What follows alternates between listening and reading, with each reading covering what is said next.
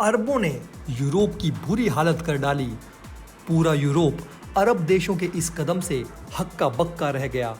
भारत के लिए अरब देशों ने यूरोप को कहा टाटा।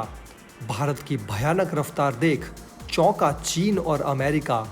एक महीने में ही रिकॉर्ड तोड़ एक्सपोर्ट। तो दोस्तों, भारत दुनिया की जमीन पर हर रोज एक नई कहानी लिखते जा रहा है और इससे प्रभावित होकर कई विकासशील देश भारत की तारीफ करते हुए हमारे पीछे पीछे चलने को अपना सौभाग्य मान रहे हैं।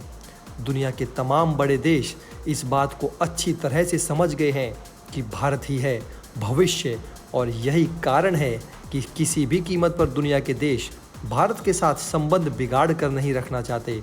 अब सारे खाड़ी देश यानी अरब देश भी इसी लिस्ट में शामिल हो चुके हैं। दोस्तों, अरब देशों ने ये पूरी तरह से साफ कर दिया है कि वे किसी भी कीमत पर भारत को छोड़कर यूरोप के साथ नहीं जाएंगे। दरअसल यूक्रेन से छिड़े युद्ध के बाद पश्चिमी देश रूस के पीछे पड़े हैं। वे तमाम तरह के प्रतिबंधों के जरिए रूस को घुटने पर लाने के प्रयासों में जुटे हैं, लेकिन रूस भी हार मानने को तैयार नहीं है। लगभग सभी यूरोपीय देश रूस के तेल और गैस पर काफ़ी हद तक निर्भर रहे हैं। हालांकि यूरोपीय संघ ने दिसंबर 2022 तक रूस से तेल और गैस खरीद में 90% की कटौती का निर्णय लिया है। यानी ये तमाम देश इस साल के अंत तक रूस के तेल पर अपनी निर्भरता को लगभग खत्म करना चाहते हैं। जाहिर सी बात है कि यूरोपीय देश रूस से तेल और गैस खरीदना कम कर देंगे, तो ऐसे में सप्लाई को पूरा करने के लिए उन्हें दूसरे ऑप्शंस तलाशने की ज़रूरत होगी। इसके लिए यूरोपीय देश अरब देशों की शरण में जाने को तैयार हैं। इसलिए अपनी मांग को पूरा करने के लिए वे अरब देशों का सहारा लेना चाहते हैं, लेकिन भारत की सप्लाई में कटौती करके खाड़ी देश यूरोप को तेल देने के लिए बिल्कुल भी तैयार नहीं हैं। दोस्तों, द इकोनॉमिक टाइम्स की रिपोर्ट के अनुसार भारत में चलने वाली रिफाइनरी के अधिकारियों ने बताया कि अरब देशों के तेल एक्सपोर्ट्स यूरोप से बढ़ती मांग को पूरा करने के लिए भारत को कच्चे तेल की सप्लाई में कटौती नहीं करेंगे, और भारत में चलने वाली रिफाइनरी अपनी तेल आवश्यकता का 60% के करीब टर्म सौदों के माध्यम से लेते हैं। वर्तमान में एक ईयरली क्रूड ऑयल खरीदे सौदे पर बातचीत करने की तैयारी हो रही है। इसलिए जनवरी से शुरू होने वाली टर्म के लिए सितंबर अक्टूबर तक बातचीत शुरू होगी। इस पर रिफाइनरी के अधिकारी ने यह भी कहा कि बातचीत के दौरान हमारी टर्म डील प्रभावित होने की संभावना नहीं है। मुझे ऐसा नहीं लगता कि खाड़ी देश किसी भी महत्वपूर्ण तरीके से फर्म की यात्रा को कम करने वाले हैं। वो यूरोप की मांग को पूरा कर सकते हैं, लेकिन भारत की तेल सप्लाई में कटौती किसी कीमत पर कम नहीं करेंगे। ऐसा करके वो भारत के साथ अपने रिश्तों को खटास में नहीं लाना चाहते, जो दुनिया का तीसरा सबसे बड़ा तेल कंज्यूमर और कच्चा तेल एक्सपोर्टर देश है। तो दोस्तों, ऐसे में भारत ने अपनी मजबूरी को ही अपनी मजबूती बना लिया है, क्योंकि इसमें ध्यान देने वाली बात यह है कि अरब देशों के पास भरपूर मात्रा में तेल है, और देखा जाए तो उनके पास तेल के सिवाय और कुछ खास नहीं है, और इसी के सहारे उनका राष्ट्र भी चलता है। और जैसा कि आपको पता ही है कि अरब देश दशकों से भारत को तेल सप्लाई कर रहे हैं, और ऐसे में भारत के कच्चे तेल के एक्सपोर्ट में अरब देशों की हिस्सेदारी करीब 60% है। यही कारण है कि वे यूरोप के तेल सप्लाई को पूरा करने के लिए भारत के साथ संबंध बिगाड़ना नहीं चाहते, क्योंकि उन्हें मालूम है कि भविष्य में भी भारत की उनको ज़रूरत है। यूरोपीय देश जो अरब देशों से अपने तेल की ज़रूरत पूरा करने की आस लगाए बैठे हैं, यकीनन ये उनके लिए एक बड़ा झटका होगा। रूस यूक्रेन युद्ध शुरू होने के बाद से ही दबाव बनाने के लिए पश्चिमी देश रूस पर तमाम प्रतिबंधों तो लगा रहे हैं, लेकिन उनके तमाम दाव उल्टे पड़ते जा रहे हैं। रूस पर तो पश्चिमी देशों के प्रतिबंधों का कुछ खास असर पड़ता नज़र नहीं आ रहा, लेकिन अब पश्चिमी देशों की समस्याएं इससे ज़रूर बढ़ रही हैं।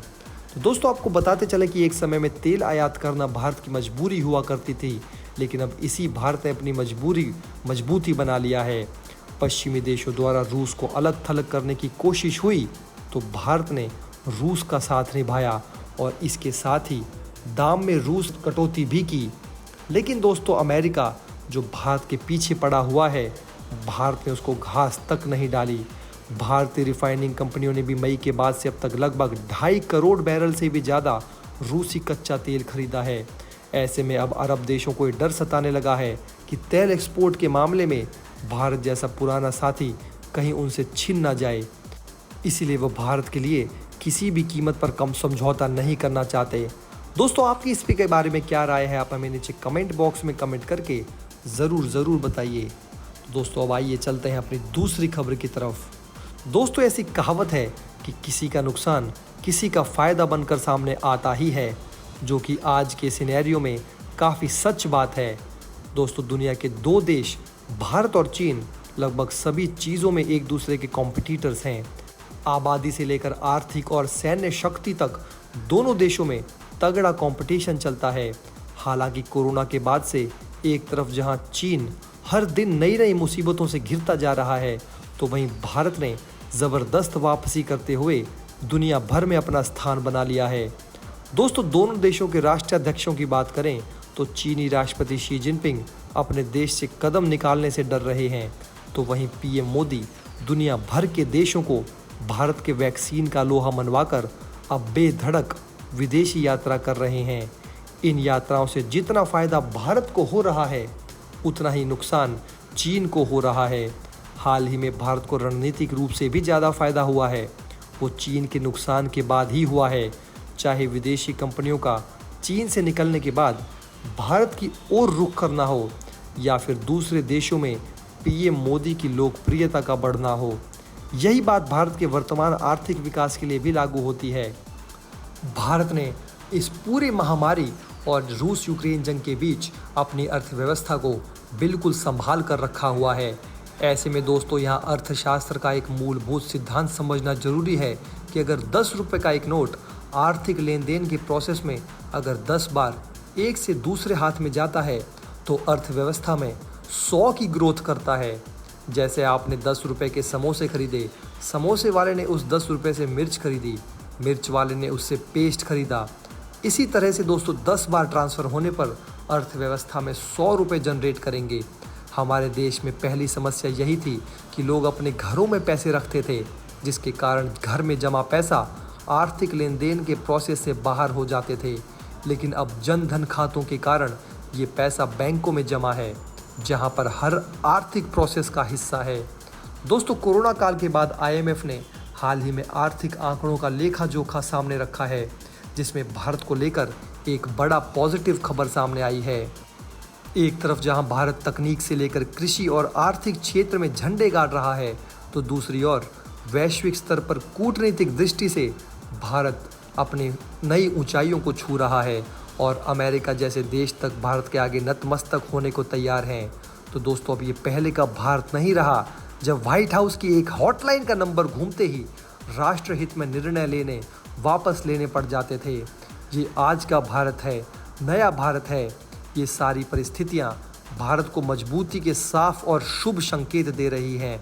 तो दोस्तों, आपकी इस बारे में क्या राय है और आपको क्या लगता है, आप हमें कमेंट बॉक्स में कमेंट करके ज़रूर बताइए।